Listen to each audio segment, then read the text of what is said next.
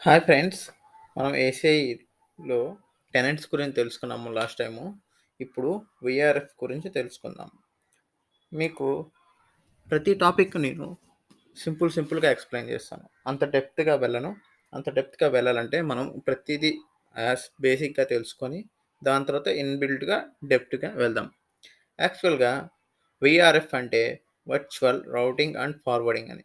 అంటే ఒక రౌటర్‌లో లాజికల్‌గా మళ్ళీ చాలా రౌటర్స్‌ని క్రియేట్ చేయొచ్చు. అంటే ఒక రౌటర్‌లో మనం యాక్చువల్‌గా ఎట్లయితే రౌటింగ్ టేబులు, డేటాబేస్ టేబులు ఎలా అయితే ఉంటాయో సేమ్ అలాగే మళ్ళీ లాజికల్ టేబుల్‌లో మనం రౌటింగ్ టేబులు, డేటాబేస్ టేబుల్ ఇలా సెపరేట్‌గా క్రియేట్ చేసుకోవచ్చు. దీంట్లో ఒక ఫిజికల్ ఉండొచ్చు. మోర్ ఫిజికల్ ఉండొచ్చు. మోర్ లాజికల్ ఇంటర్ఫేస్ ఉండొచ్చు. లాజికల్‌గా కూడా ఇంటర్ఫేస్ క్రియేట్ చేస్తాం కాబట్టి లాజికల్‌గా కూడా క్రియేట్ చేసుకోవచ్చు. దీంట్లో రౌట్ లీకింగ్ అని ఉంటది. అంటే ఒక వీఆర్ఎఫ్‌లో నుంచి ఇంకో వీఆర్ఎఫ్‌లో నుంచి ఇన్ఫర్మేషన్ అనేది ట్రాన్స్‌మిట్ చేసుకోవచ్చు. యాక్చువల్‌గా అయితే 2 లాజికల్‌గా ఉన్నాయంటే ఆ రెండిటికి మనకు ఐసోలేటెడ్‌గా ఉంటది. ఇన్ఫర్మేషన్ అనేది ఎటువైదిగా ట్రాన్స్‌మిట్ అవ్వదు. ఓకే. ఈ వీఆర్ఎఫ్ అనేది మనం ఎల్3 ఫార్వర్డింగ్ అంటాం. ఎల్3 లేయర్ అంటే రౌటర్‌లో వర్క్ అవుతుంది. మోస్ట్‌లీ ఈ వీఆర్ఎఫ్ అనేది రౌటర్స్‌లో మాత్రమే వర్క్ అవుతుంది. మనం ఇక్కడ ఎందుకు యూజ్ చేస్తున్నామంటే, సపోజ్ ఇక్కడ ఎగ్జాంపుల్ ఉంది చూడండి.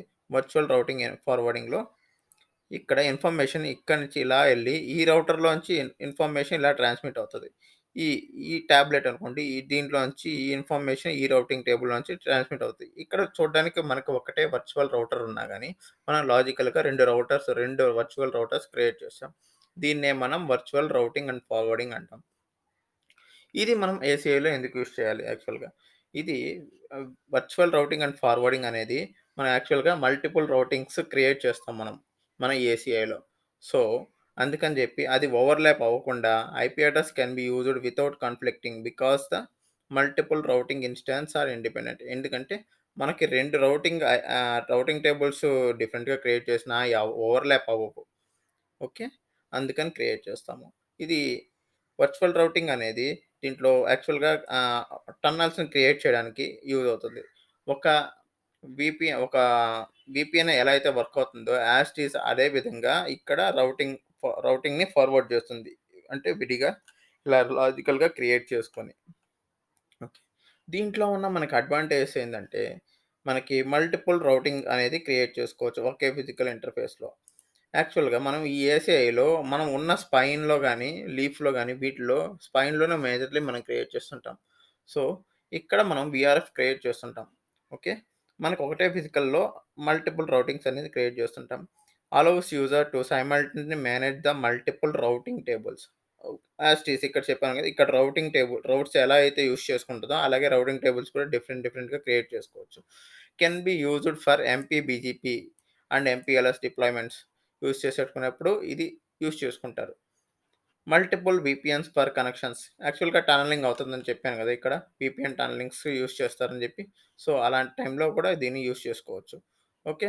User may segment network paths without multiple routers అవసరం లేకుండా ఒకటే రౌటర్‌లో దాన్ని డిఫరెంట్ లాజికల్ సెగ్మెంట్స్‌గా క్రియేట్ చేసుకొని రౌటింగ్ ఫార్వర్డ్ చేసుకుంటారు. ఇప్పుడు మన ఏసీఐలో ఎలా అవుతది? ఈ ఏసీఐలో ఎలా అంటే దీన్ని కంటెక్స్ట్ అని జెప్పి పిలుస్తారు. వీఆర్ఎఫ్ అని జెప్పి పిలుస్తారు. ఓకే. వీఆర్ఎఫ్ అని జెప్పి పిలుస్తారు. అదే గాకుండా ప్రైవేట్ నెట్వర్క్స్ అని జెప్పి 3 నేమ్స్‌తో పిలుస్తారు. ఒకటి వీఆర్ఎఫ్ అని, ఇంకోటి కంటెక్స్ట్ అని, ఇంకోటి ప్రైవేట్ నెట్వర్క్స్ అని. ఈ 3 నేమ్స్‌తో పిలుస్తుండారు. ఇప్పుడు లేటెస్ట్‌గా దీన్ని వీఆర్ఎఫ్ అని చెప్పి మెన్షన్ చేస్తున్నారు. మన ఏసీఐలో జియో ఇంటర్ఫేస్‌లో మనకెలా కనిపిస్తదంటే, మనకది వీఆర్ఎఫ్‌గా కనిపిస్తది. Tenant have multiple VRF. నేను చెప్పాను గదండీ! ఈ ఒక టెనెంట్ కింద మల్టిపుల్ వీఆర్ఎఫ్ యాక్చువల్లీ ఇక్కడ చూపిస్తాను. ఒక టెనెంట్ ఉందనుకోండి. ఈ టెనెంట్‌లో మనం ఇక్కడ ఒక వీఆర్ఎఫ్ క్రియేట్ జేసుకోవచ్చు. ఇలా 4 క్రియేట్ జేసుకోవచ్చు. ప్రతి దాని కింద నెస్టెడ్‌గా క్రియేట్ చేసుకోవచ్చు. మీకు నెక్స్ట్ వీడియోలో నేను టెనెంటు, కంటెక్స్ట్, బ్రిడ్జ్ డొమైను, సబ్‌నెట్స్ ఇవన్నీ చెప్పేసాక మనకి లాజికల్ బ్లాక్ డయాగ్రామ్‌లో అవి ఎలా క్రియేట్ చేసుకోవచ్చు, ఎలా నెస్టెడ్‌లో ఎలా ఉంటాయి అని చెప్పి క్లియర్ డయాగ్రామ్ ఎక్స్‌ప్లెయిన్ చేస్తాను. ప్రెజెంట్‌కైతే వీఆర్ఎఫ్ గురించి తెలుసుకుందాము. టెనెంట్ అనేది మల్టిపుల్ వీఆర్ఎఫ్. ఒక టెనెంట్ కింద మల్టిపుల్ వీఆర్ఎఫ్స్ అనేది క్రియేట్ చేసుకోవచ్చు. వీఆర్ఎఫ్ అనేది unique layer 3 forwarding application and policy domain. Okay. అదండి. L3లో ఫార్వర్డ్ చేసుకోవచ్చు. ఓకే. ఇక్కడ చూసారా? ఒక్కసారి టెనెంట్ క్రియేట్ చేశారంటే, ఆ టెనెంట్ కింద ఖచ్చితంగా వీఆర్ఎఫ్ అనేది క్రియేట్ చేయాలి. ఆ వీఆర్ఎఫ్ కింద బ్రిడ్జ్ డొమైన్ అనేది క్రియేట్ చేస్తాం. ఓకే. ఏదైనా రౌట్ ఎళ్ళాలన్నా గాని, ఈ సబ్‌నెట్‌లో సపోజ్ ఇక్కడ ఎండ్ పాయింట్ ఉందనుకోండి. ఇక్కడి నుంచి ఇన్ఫర్మేషన్ అనేది ఈ సబ్‌నెట్‌లో నుంచి ఈ బ్రిడ్జ్ డొమైన్‌కెళ్ళి, ఈ బ్రిడ్జ్ డొమైన్ నుంచి వీఆర్ఎఫ్‌కెళ్ళి, వీఆర్ఎఫ్ నుంచి టెనెంట్‌కెళ్ళి, మళ్ళీ ఇంకో టెనెంట్‌లో గూడా అక్కడి నుంచి వీఆర్ఎఫ్‌కెళ్ళి, వీఆర్ఎఫ్ నుంచి బ్రిడ్జ్ డొమైన్‌కెళ్ళి, బ్రిడ్జ్ డొమైన్ నుంచి సబ్‌నెట్‌లో ఉన్న ఐపీజీకెళ్తుంది ఇన్ఫర్మేషన్ అనేది.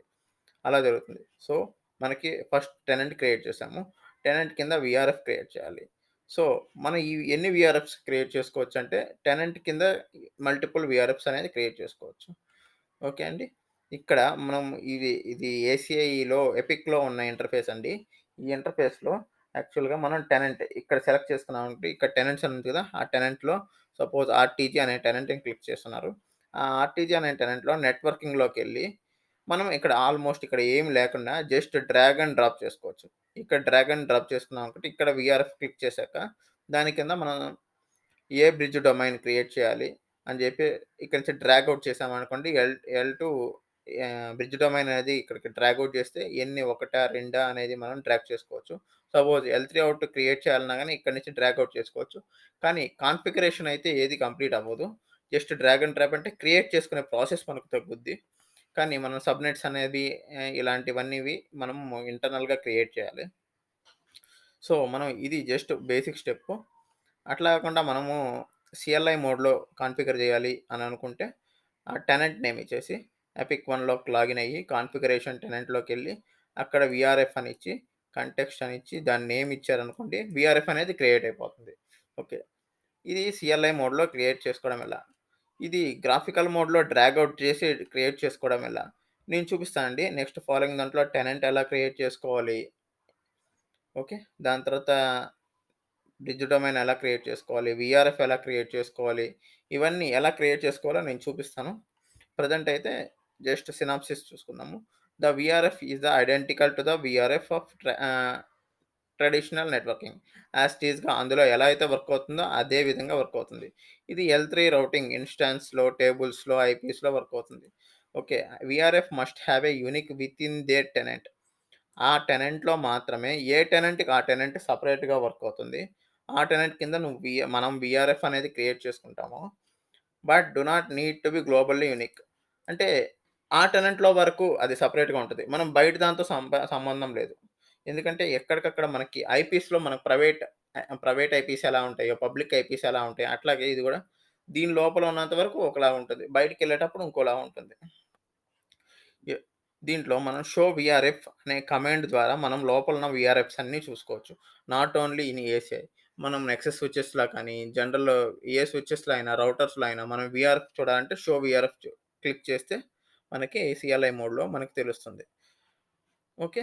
ఈ యాక్చువల్‌గా మనకి చెప్పాను గదండీ! కాంటెక్స్ట్ అని గాని, వీఆర్ఎఫ్ అని గాని, ప్రైవేట్ నెట్వర్క్స్ అని గాని, ఇట్లా మనకి ఈ డిఫరెంట్ డిఫరెంట్ నేమ్స్‌తో పిలుచుకుంటున్నాం. Okay. Thank you. Thank you guys. ఈరోజు మనం టెనెంట్స్ గురించి తెలుసుకున్నాము. నెక్స్ట్ మనం బ్రిడ్జ్ డొమైన్ గురించి తెలుసుకుందాము. రేపు, రేపు బ్రిడ్జ్ డొమైన్ గురించి తెలుసుకుందాము.